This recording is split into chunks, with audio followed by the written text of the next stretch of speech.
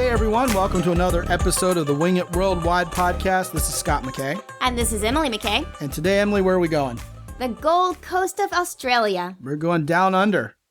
And this was an amazing place. Australia in general is everything you would expect it to be. I'll tell you what, and more. Oh, yes. We like to say America's the greatest country in the world around here, but you go to Australia and you realize they're giving us a run for our money. It's just amazing. And you feel like you're at home. Everything is first world. Yeah. Weather's great. People are beautiful. Scenery is incredible. Animals are different. Right. Food is wonderful. Accent is different. The stars at night are different. What do you think of the beer? The beer's pretty good. They don't drink Foster's down there. Oh, no, of course not. They drink, what is it? Victoria Bitter, VB. Yeah, that's what it was. And people say, oh, that stuff's piss water, mate. You don't drink that. Every beer I liked, everybody thought it was terrible. I think it's a macho thing down there with guys that all the beer has to be terrible. None of it's ever good enough. But people are generally friendly and laid back. And the beautiful thing about Australia, which we'll talk a lot more about when we talk about Sydney, is how they don't seem to have had lawyers take over down there yet. Everything is no worries. That was the great thing, because you get to do so many more things. There's so many adventure companies doing stuff. Right? It's just crazy. They can go to the limits because there isn't all this lawsuit fear like we have here. Like the guy rented me a surfboard in Surfer's Paradise and let me go out there in a torrent and almost drown. No worries, mate. We just fetch you up if we need to. No problem. And I mean, it was just like, yeah, sure. We're not even going to check this guy's surfing credentials and see if he can go out there. I mean, it was, no one should have been surfing here. Out there. It would have never happened. And it was a big floaty thing. It wasn't even a surfboard. So, I should have known better. The quality wasn't there. Now, the first thing you need to know in order to get to Gold Coast is you can fly to Gold Coast Airport, but it's usually a lot cheaper just to fly into Brisbane. Right. And then you catch a train. Or a bus. Over to Gold Coast. Yeah. Anyway, you go to Gold Coast and you go to Surfer's Paradise. It's like high-rise paradise. It's skyscraper paradise is what I called the blog post. Right. Skyscraper's paradise. Beautiful beach, beautiful place. They got 100-story condos there. It's like Hong Kong by the sea. I was expecting beach, and, trees. But it's a full-blown city with high-rises. Good restaurants, plenty to do. It's pricey. Everything in Australia is going to break the bank. Yes. But you don't care. You're having so much fun. Right. That's when we usually eat the sandwich shops. Exactly. And we go to the grocery store, buy Right. groceries and make tuna sandwiches, right? And have a picnic. Right. Oh, we did that, didn't we? That's we did right. do that. But the thing about Surfer's Paradise is no one's surfing there. The waves aren't any good. It's the most ironically named Choppy place. waves. Yes. It's like, where are the waves? Well, you want to go down to Burleigh Heads Beach or you want to go down to Snapper Rocks Beach. Right. You catch a bus. Right. And you ride, it's one road. It's like, some of the East Coast beaches that sit on an island with an intercoastal waterway kind of thing. And be prepared. It could take as much as an hour to get there. Yeah, from end to end. Oh, sure. yes. And you'll want to jump off the bus here and there and see some of these places. Like they have great little restaurants for when you're really drunk at night. Those places abound on the Gold Coast. Oh, they're always so delicious. And guys, if you're a surfer at all, you're going to pass iconic surf shops, where you've seen guys' names on surfboards all the time. And these guys are in there. You can go and shake their hands and meet them while they're making the surfboards. Yeah, I went to Hot Stuff Surfboards, which is the first surfboard I ever owned was a Hot Stuff surfboard. Wayne Bartholomew model it was called Bugs. Right. Bartholomew, and had a Bugs Bunny in the middle, and it said WB for Wayne Bartholomew. Mm-hmm. That was the first surfboard I ever had. I went to the little shop where it was shaped, and it's this little tiny shop. Mm-hmm. And that wasn't the only shop we went into. We went to a couple others. Lots of fun. But the big cool thing that was going on there was the ASP Pro Surfing Contest was going on not only while we were there, but the finals were happening the day we were there. That's right. We had to call and switch up our plans because you don't know when the finals are going to happen. We know it may happen during the time that we're there. But we took a risk. We figured that it was going to happen on the day that we're supposed to go see the Australia Zoo. Exactly. Yeah, we changed it up. And so we called and changed our reservations, and they were able to accommodate us, which was a great call because it happened just right. We were able to see both Steve Irwin's zoo as well as the surfing contest, which is a photographer's paradise. Because, you get great pictures. I had a blast with my camera, with the long lens and the short lens, and getting all the wonderful shots with them flying in the air after they... Yeah, world-class surfing, absolutely. And it's free to go hang around. I mean, they get you souvenirs and they get you on the beer. Yeah. But it's free to go hang around. It's such a neat, laid-back place. And when the guy won, we were standing right at the podium and getting splashed by champagne with the rest of them. It was big fun. It was. It was a great experience. If you've never been to a surf contest, it's just an ultimate beach-going experience. It's like a total dude experience. And yeah, I mean, the guy won. That was the end of the contest. And you took some amazing pictures. I had a lot of fun with that. And they're on the blog. They are. There's a couple of those pictures on the blog if you want to see Emily's chops at taking surf photography. A couple of those you could have sold to Surfer Magazine. I probably could. Yeah, they were great.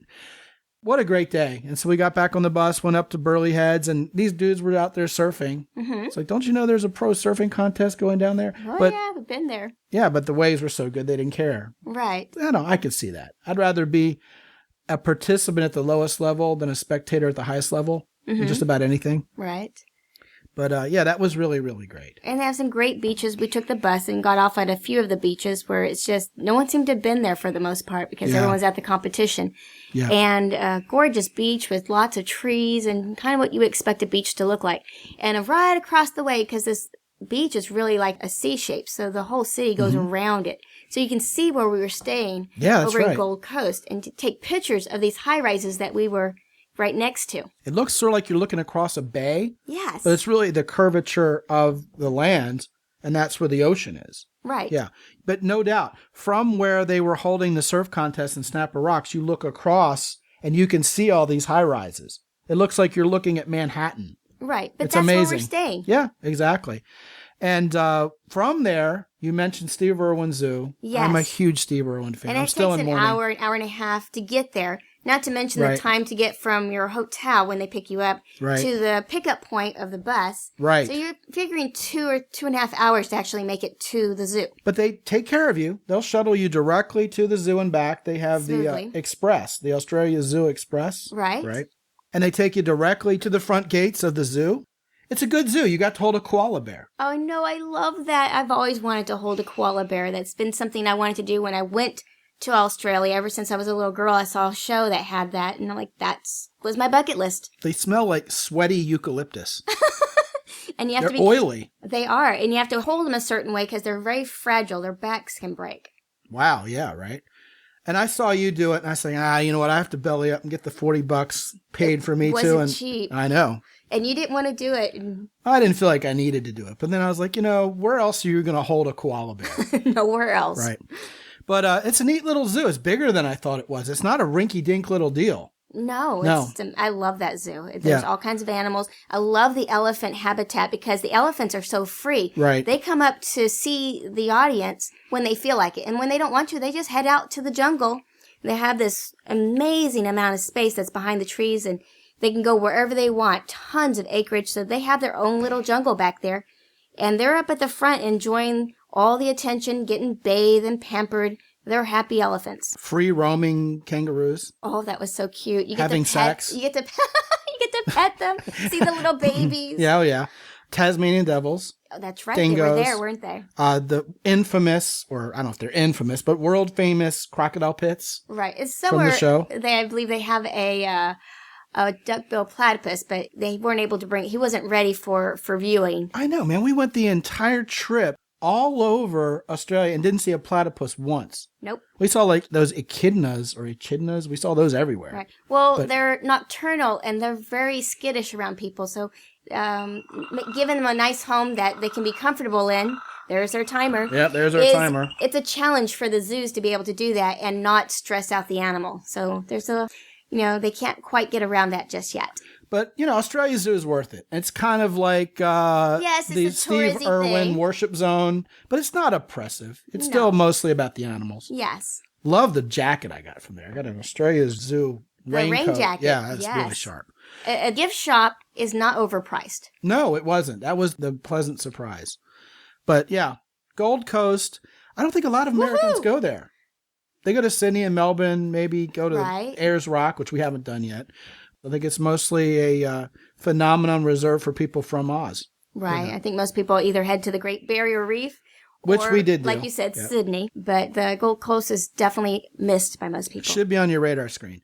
Anyway, you can find out more about the Gold Coast by checking out our blog at www.wingitworldwide.com. And the show notes, as always, are at www.wingitworldwide.com/podcast. Go check it out, download the free reports, and if you like the show, please give us a review and a 5-star on iTunes or Stitcher. That would be much appreciated. Yeah, and we want to hear from you at Scott and Emily, with one T, SCOT, and Emily, EMILY. We'd love to hear from you. At wingitworldwide.com. Everything's wingitworldwide.com, including Pinterest, Facebook, Twitter, YouTube. We do have a YouTube channel we've never talked about on this show. No, we haven't. Check that out for sure.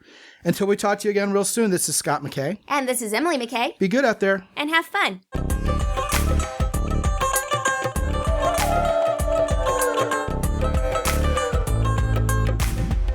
The Wing It Worldwide podcast is copyright X and Y Communications.